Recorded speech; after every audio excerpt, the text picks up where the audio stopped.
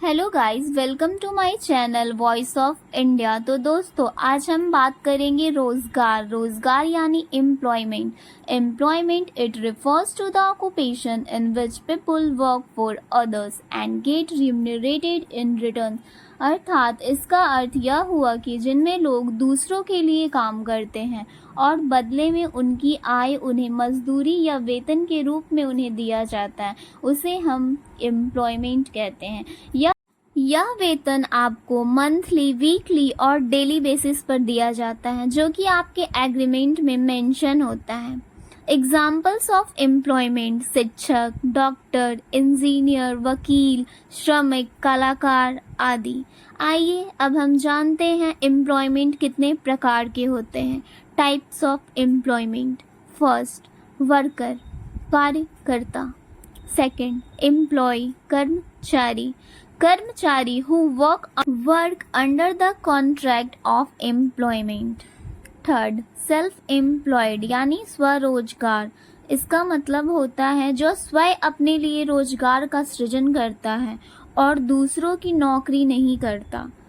जैसा कि मैं आपको बता दूं, देश की रोजगार दर दिसंबर 2022 में 36.6% से बढ़कर मार्च 2023 में 36.9% हो गई है। अर्थात बेरोजगार व्यक्ति की संख्याओं में 2 मिलियन तक गिरावट आई है। आइए अब बात करते हैं इम्पोर्टेंस यानी विशेषताओं की। पर्सनल सर्विस, व्यक्तिगत सेवा। Under employment, the employee himself has to provide the service.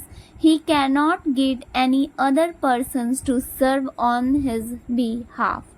यानी रोजगार के अधीन कर्मचारी को स्वयं ही सेवा प्रदान करनी होती है, वह अपने बदले किसी अन्य व्यक्ति से सेवा नहीं करा सकता।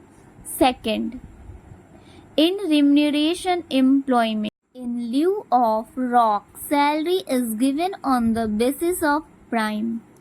श्रम के बदले पारिश्रमिक।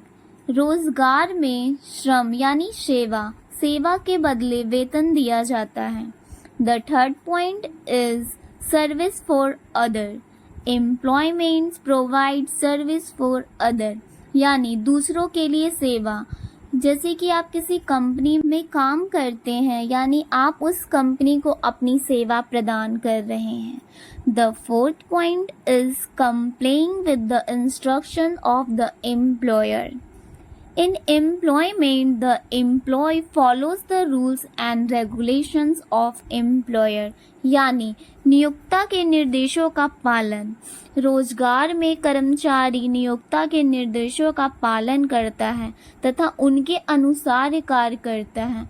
मीन्स जो कर्मचारी है वो अपने से सीनियर एम्प्लॉयर्स के रूल्स एंड रेगुलेशंस को फॉलो करता है। The fifth point is no capital required. For communication, the employment of the capital does not require employee investment. All the capital belongs to the employer. मतलब पूंजी की आवश्यकता नहीं होती है। रोजगार में कर्मचारी के लिए पूंजी की विनियोजन की आवश्यकता नहीं होती है। समस्त पूंजी नियोक्ता की होती है, यानी कंपनी के बॉस की होती है। The sixth point is no risk. All the risk in employment belongs to the employer.